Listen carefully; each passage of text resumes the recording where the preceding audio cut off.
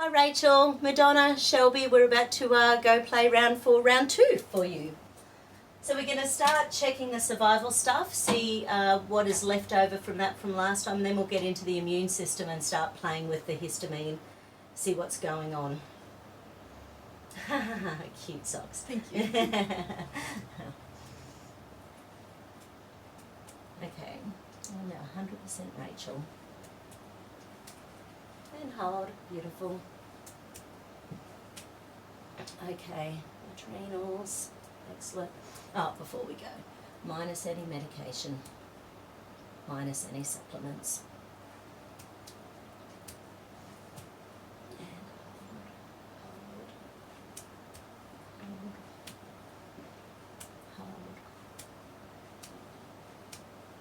hold. Well done. So the adrenal survival, deep survival, hidden deep survival, all clear at the moment, so that's a great start. Let's go into your immune system. And hold, hold, hold, hold, hold. So just a reminder that a lock is 50% energy, immune system's doing well, without any context. So overall your immune system is saying, yep, I'm fine. Let's check celestial circuit.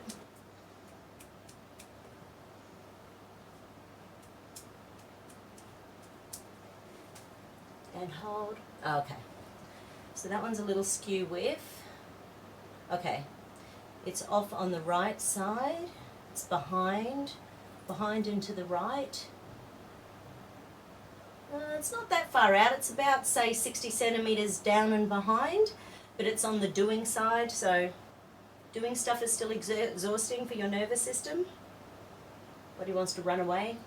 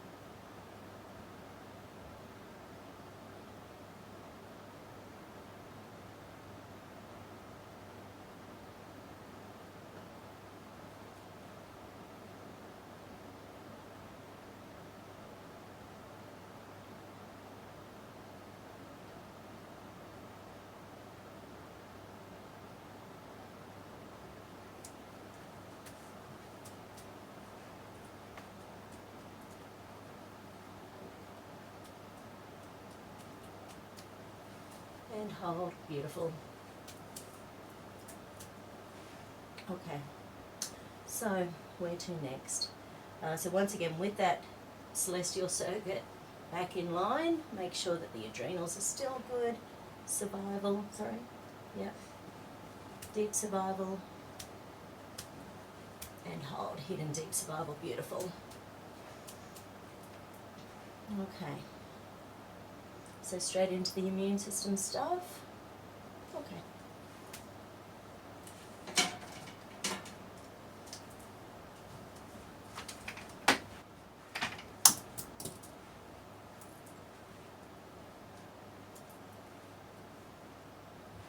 Okay, so overall,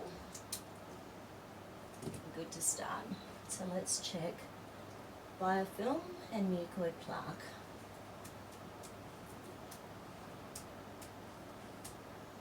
And hold, hold, hold, hold, hold. Okay, so 4 out of 5 of the immune pathways aren't fully recognising and utilising the biofilm. So biofilm, when it's filled with toxins or bacteria or viruses or parasitic particles, becomes inflammatory. That biofilm can build up in the gut, the intestines, inside the mitochondria even, to make it so that you've just got no energy. So once again, it's still creating some pathology in the nervous system or pathology within the immune system. Okay, biofilm. I'll just double check if there's anything. Do I need to look at any organs in relation to biofilm?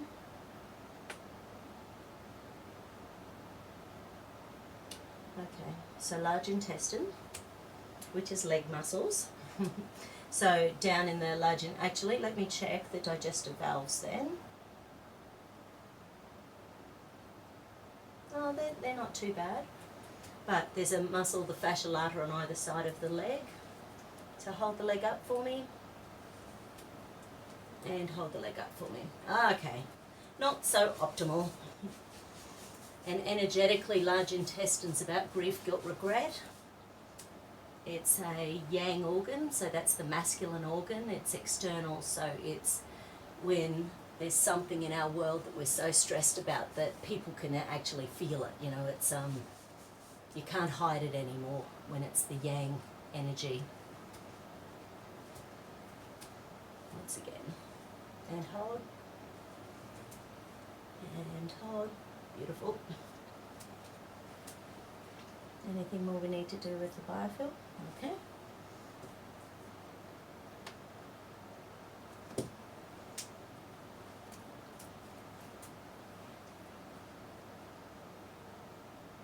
Okay. So in relation to the degradation of the microbiome,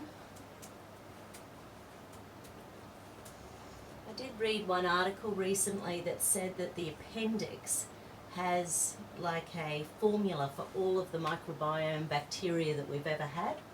So in theory, our appendix should be able to just release more bacteria out into the intestines and help to recreate our microbiome when it gets damaged. I wonder what percentage of people get an appendix removed. It seems like a pretty high percent. It does feel high. I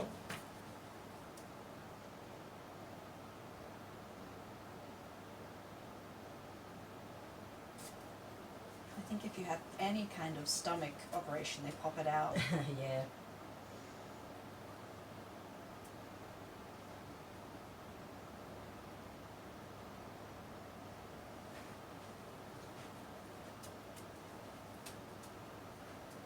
Yeah, so with the gut, thinking prebiotics, so thinking your salads and root vegetables, things like that, thinking, you know, your yogurts and non-sweetened kefirs and that type of thing, all are good prebiotics for the gut. If the bowels are a bit sluggish, you can do things like get like whole linseed or flaxseed and just get like a dessert spoon of it in water and just scull it down in the morning. And yeah, so it just sort of, you don't really taste it very much. There's a little bit of a taste, but that really helps to work like a intestinal broom. And with IBS being part of your history, that can just help to clean out some of that biofilm and move it along as well.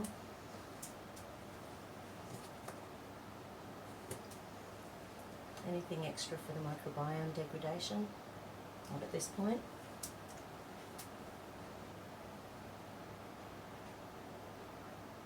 Okay, and the thymus gland. Just need to reconnect it to the immune system.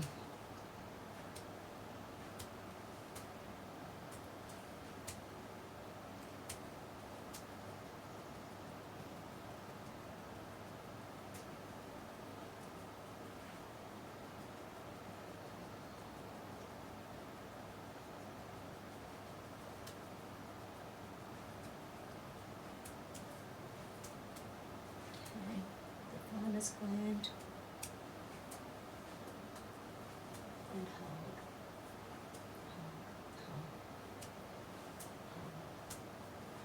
hold, beautiful.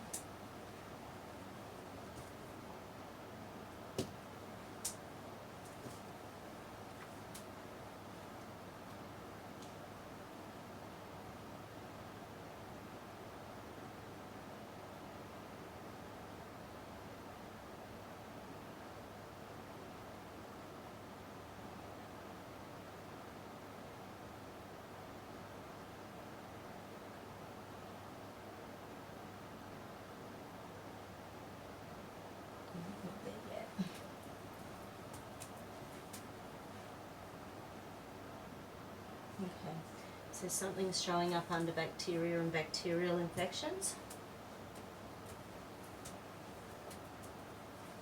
And hold. Hold.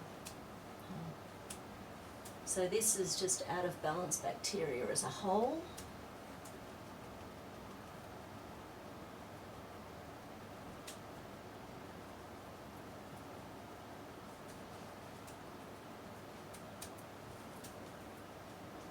So there's still stuff going on with the immune system there. Now I'm going to check individual infections or bugs.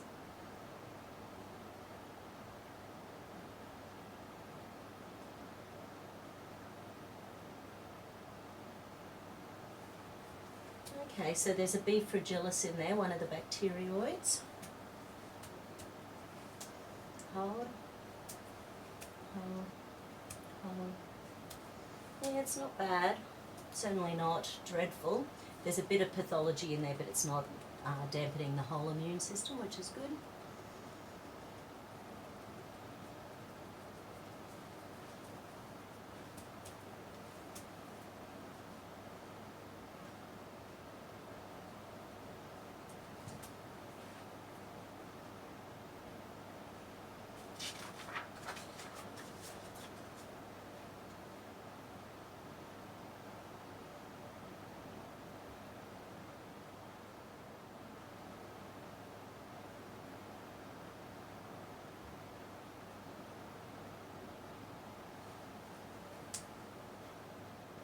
Okay, so let's check MRSA. And hold.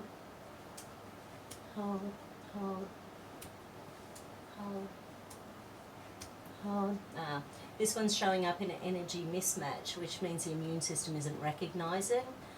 So it's multi-resistant staph. Herbs like golden seal are really good for staph infections. In Australia, the super mushroom complex, medicinal mushrooms, can be really good to help to boost the immunity for staph.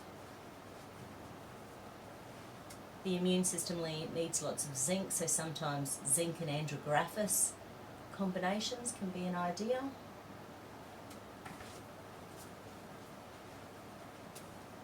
But staph is really clever. So once we have antibiotics, the staph starts to recognise antibiotics and just shunts as it goes into the belly of its to kill it. It recognises the antibiotics and just shunts it straight back out through one of its efflux pumps, which is why we get these multi-resistant strains of staph.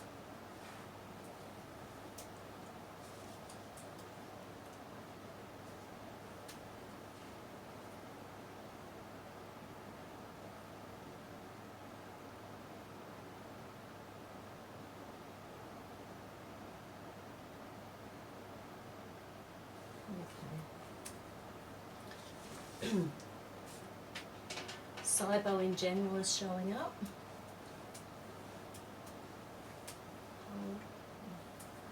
So that's just an overgrowth of bad bacteria in the gut.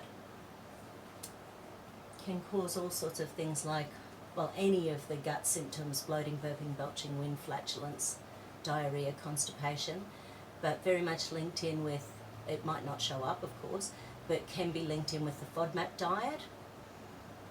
So FODMAPs are simple sugars that feed bad bacteria in the gut, and it's pretty easy. You can find a low FODMAP diet online, and generally if people reduce their intake by about 80% for 2 weeks, they usually know whether their symptoms are improved or not.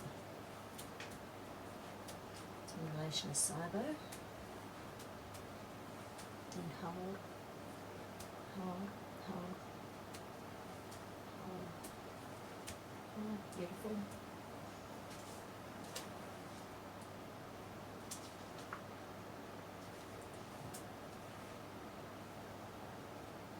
Actually, while we're here, we'll just check in relation to FODMAPs being an issue. And hold.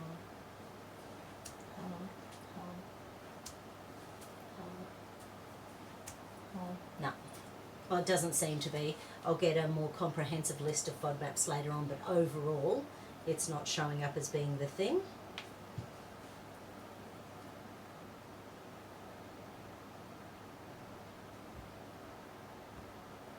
But even like going off gluten from 15 years ago for you, gluten is a FODMAP. It's one of the FODMAPs. So that can be part of the equation for some people. Okay, so an old strain of Salmonella is showing up. Hold. Hold. Hold. Hold. Hold. Which is probably part of the SIBO.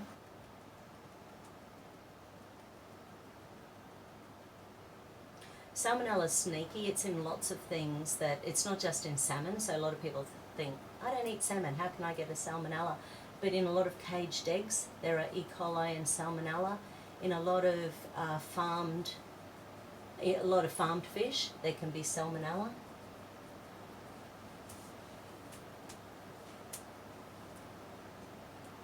So unfortunately, it tends to be in the food chain quite a lot, unless we're eating organically. That was like before.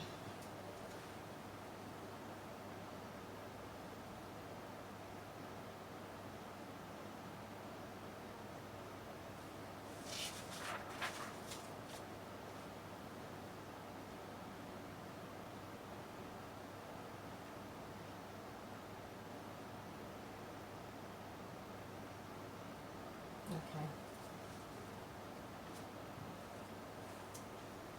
There's a cell danger response showing up. And hold. Hold. Hold. Hold. Hold. Okay. All of these will be increasing histamine in your gut, creating more pain.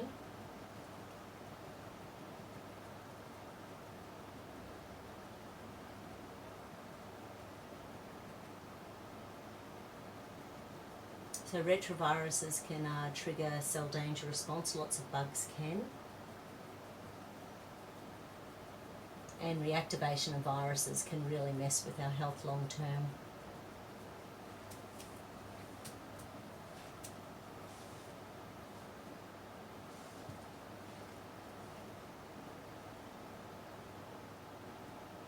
And so far there's no lab tests that find retrovirus activity.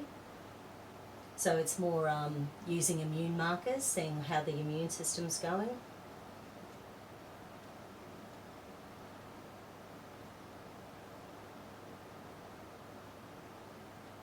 Yeah, right, EBV's showing up as well, Epstein-Barr virus.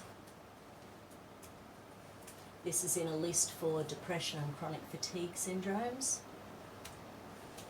Obviously the two of them go hand in hand.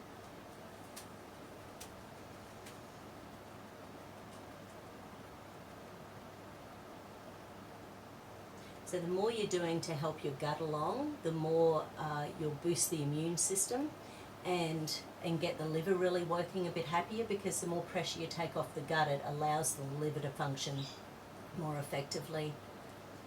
So sometimes even doing simple things like apple cider vinegar before meals, excuse me, while lemon juice in water, you know, doing the whole lemon juice in a litre of water in the morning. Hot pots of tea with fresh lemon and ginger help to stimulate things along. Depending on your kidney health, you know, it's sort of like some people can't cope with green veggies, and that's often a kidney thing. The Chinese talk about, there's a whole syndrome where people can't eat fresh veggies because they really mess with the kidney energy. Always seems very bizarre to me, but it's a real thing. So that was EBV, Epstein-Barr. So these might be being released from your biofilm. You know, once we calm down the survival patterns last time, it might actually just be allowing the immune system to really start to recognise infections that it hasn't been recognising for the last 15 years.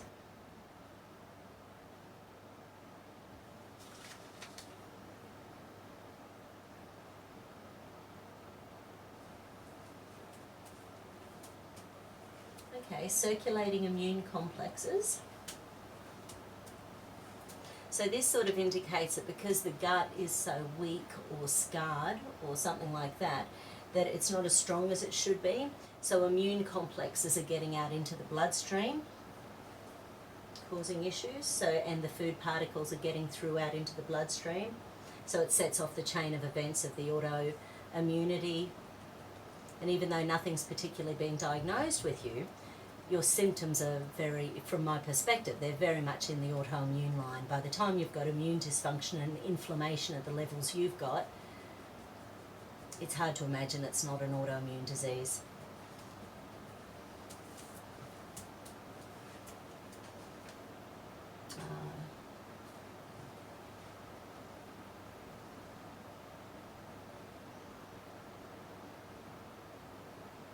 I can't remember if this showed up last time, but this is moulds. So having a think about places you've lived in your life where there might have been moulds that got into your lungs. This is particularly something called CIRS, chronic inflammatory response syndrome.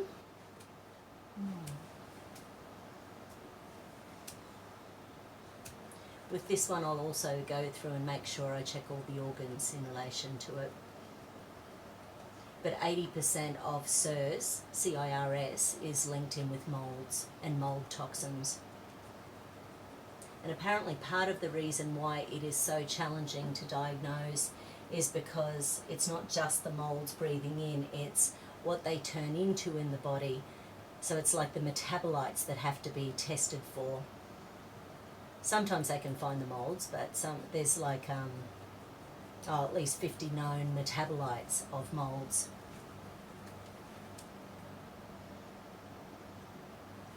And certainly here in Australia, they're not easy tests to get a hold of.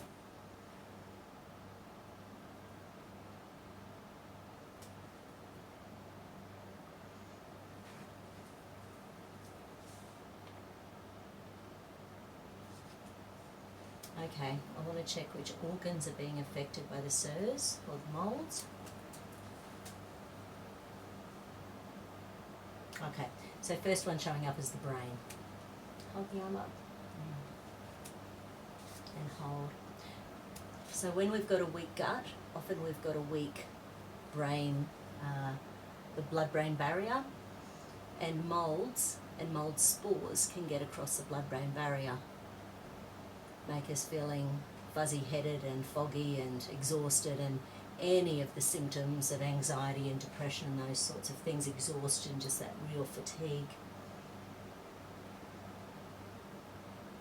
And the glial cells really should be going in there in the brain to really help to sop up all these toxins. But with everything immune system wise, the body has to choose what to fight first. Okay. And hold. Hold. Where else? Yeah, lungs is showing up in relation to CIRS and moulds. Hold back for me. Hold back for me.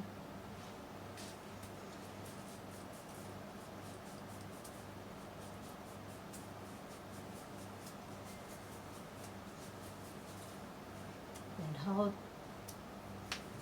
Hold. Excellent.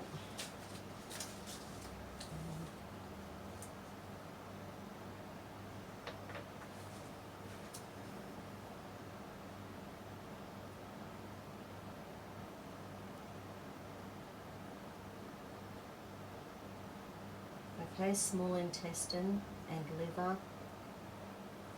Okay, so small intestine test is the quadriceps. Bend the leg, hold up for me.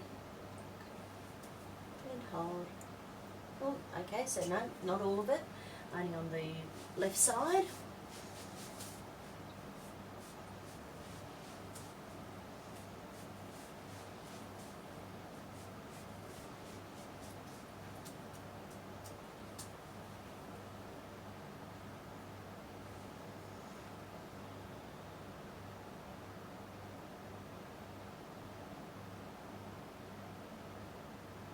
Actually, I don't know where you live, Rachel. I was sort of just thinking, depending on where we live, there can be a lot of moulds just simply in the environment. Like you can imagine through England, Scotland, Ireland, during the rainy season, moulds are just everywhere. When I lived in northern Queensland for 4 years, 25 years ago, it was just mouldy. You know, if you didn't leave the doors open every day, you ended up with moulds on the walls. So sometimes it's just there, and once it's in the house, it's hard to get rid of.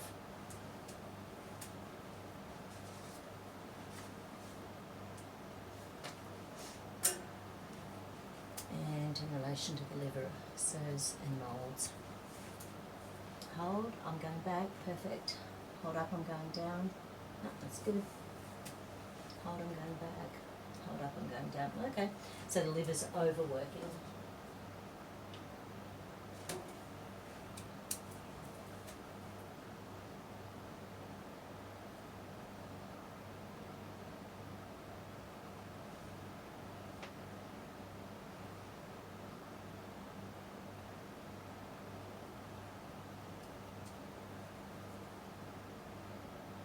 Yeah, there's some real rage and anger stuck in, this is the amygdala through here, so it's rage, anger, frustration that's linking in with that liver stress.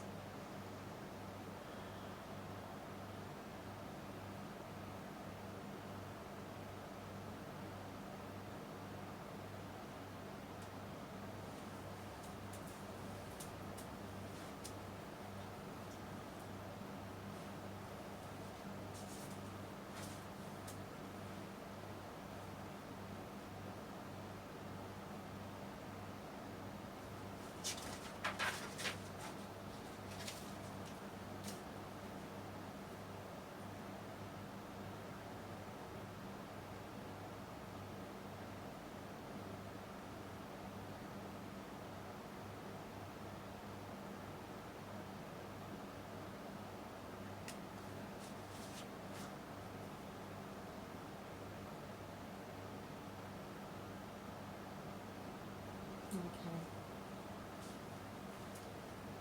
So this one's in relation to EMFs, electromagnetic frequencies. And hold, hold, hold, hold, hold. And I imagine for you being housebound a lot of the time, there could be a lot of EMFs that you are simply just living in, being homebound. So the wiring in Australia, the wiring behind, actually we've got a different voltage to it, we're 240 volts in Australia. So the wiring behind the wall emit about 1.2 metres. So people with electromagnetic sensitivity, and because you're an empath, I would suspect that you're very EMF sensitive. If you can sleep 1.2 metres away from the wall, it gives you a little bit of protection. Now, because EMFs attract histamines, once I've got the body recognising the EMFs again, I'll check in relation to a survival pattern in relation to EMFs.